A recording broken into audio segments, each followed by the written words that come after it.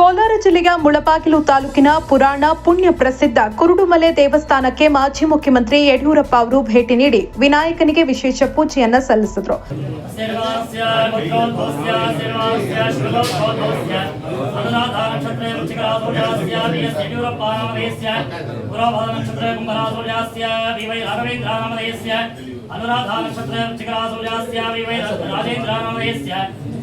विजयेन्द्र नामधेयस्य पद्मावती यमकनकरणी नामधेयस्य आश्लेषा नक्षत्रे कनकाढकरासूर्यास्य विरूपाक्षप्पा नामधेयस्य यमकनकरणी नामधेयस्य पुरोभाद्र नक्षत्रे कुम्भरासूर्यास्य शशिधर यमकनकरणी.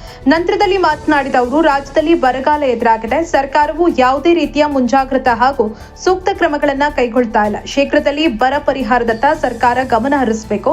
ರಾಜ್ಯದಲ್ಲಿ ಕುಡಿಯುವ ನೀರಿನ ಅಭಾವ ಹೆಚ್ಚಾಗಿದೆ. ಸರ್ಕಾರವು ಸಭೆ ಕರೆದು ತೀರ್ಮಾನ ಕೈಗೊಳ್ತೀವಿ ಅಂತ ಹೇಳಿದ್ದಾರೆ. ಇನ್ನು ಸರ್ಕಾರದ ದುರ್ನಡತೆಯ ವಿರುದ್ಧ ವಿರೋಧ ಪಕ್ಷವಾಗಿ ನಾವು ರಾಜ್ಯದ ಉದ್ದಗಲಕ್ಕೂ ಸಂಚರಿಸಿ ಜನರಲ್ಲಿ ಜಾಗೃತಿ ಮೂಡಿಸುವ ಕೆಲಸವನ್ನ ಮಾಡ್ತೀವಿ ಅಂದರು.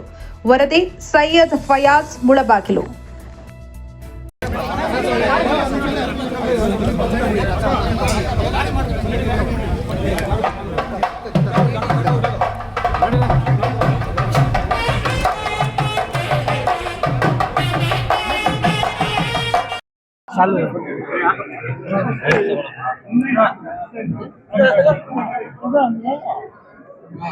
ಆ ಕಡೆ ಹೋಗೋಣ.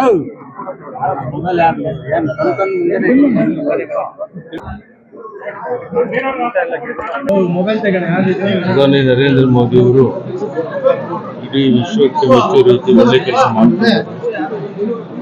ಅವರ ನೇತೃತ್ವದಲ್ಲಿ ಈ ದೇಶ ಮುನ್ನಡೆಯಬೇಕಾಗಿದೆ. ಕರ್ನಾಟಕದಲ್ಲೂ ಸಹ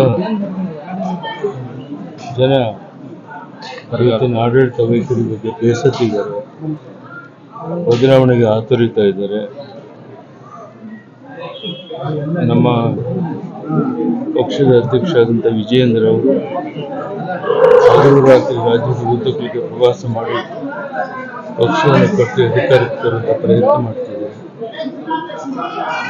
ಗಣಪತಿಯ ಒಂದು ಆಶೀರ್ವಾದದಿಂದ, ಜನರ ಆಶೀರ್ವಾದದಿಂದ ಅದು ಈಡೇರಲಿ ಅಂತೇಳಿ ಮತ್ತೊಮ್ಮೆ ದೇವರಲ್ಲಿ ಪ್ರಾರ್ಥನೆ ಮಾಡಿ. ಭೇಟಿ ವಿಶೇಷ ಇವತ್ತಿನ ಭೇಟಿ ವಿಶೇಷ ಏನು ಸರ್? ನಾನು ಅಪರೂಪದ ಒಂದು ದರ್ಶನ ಮಾಡುವಂತ ಒಂದು ಸುವರ್ಣ. ಬರಗಾಲ ಇದೆ, ಮಳೆ ಬೆಳೆ. ಬರಗಾಲ ಇರೋದ್ರಿಂದ ಮಳೆ ಬೆಳೆ. ಈ ರಾಜ್ಯದಲ್ಲಿ ಹಿಂದೆಂದೂ ಕಾಣದ ಭೀಕರ ಬರಗಾಲ, ಮಳೆ ಇಲ್ಲ, ಕೆರೆಕಟ್ಟೆಗಳು ನೀರಿಲ್ಲ, ಜಲಾಶಯಗಳು ನೀರಿಲ್ಲ, ಜನ ಸಂಕಷ್ಟದಲ್ಲಿ ನಡೀತಾ ಇದ್ದಾರೆ. ಆ ವಿಘ್ನೇಶ್ವರನ ದಯೆಯಿಂದ ಇನ್ನಾದರೂ ಮಳೆ ಬೆಳೆಯಾಗಿ ಸಮೃದ್ಧಿಯಾಗಿ ಕೆರೆಕಟ್ಟೆ ಉಳ್ಕೊಂಡ್ಲಿ ಅಂತೇಳಿ ದೇವರಲ್ಲಿ ಪ್ರಾರ್ಥನೆ ಮಾಡ್ತಾರೆ. ಧನ್ಯವಾದ ಸರ್. ರಾಜ್ಯ ಸರ್ಕಾರ ಬರಗಾಲನ ಎದುರಿಸ್ತಾ ಇದೆಯಾ ಸರ್, ಅಥವಾ ಹೆಂಗೆ ವಿಫಲ ಆಗಿದೆ? ಆ ಬಗ್ಗೆ ಯಾವುದೇ ಚಿಂತನೆ ಇದುವರೆಗೂ ಮಾಡಿಲ್ಲ.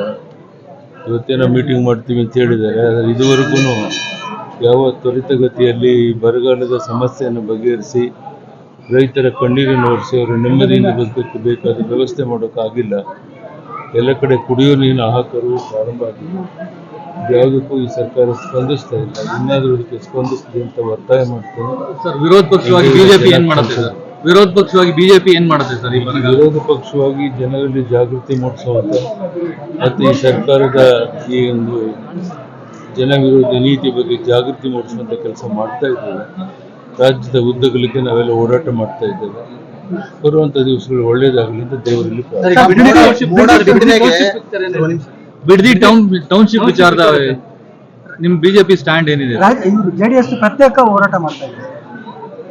ಬಿಜೆಪಿ ಬಿಡದಿ ಟೌನ್ಶಿಪ್ ವಿಜಯಣ್ಣ ಪಾದಯಾತ್ರೆಗೆ ಹಮ್ಮಿಕೊಂಡೆ ವಿಜಯೇಂದ್ರ ಅವರು ಪಾದಯಾತ್ರೆ ಮಾಡಬೇಕು ಅಂತ ತೀರ್ಮಾನ ಮಾಡಿದ್ದಾರೆ. ಜನರ ಅಪೇಕ್ಷೆಗೆ ತಕ್ಕಂತೆ ಒಂದು ತೀರ್ಮಾನ ಆಗಲಿ ಅಂತೇಳಿ ಭಾವಿಸ್ತಾರೆ. ನಮಸ್ಕಾರ.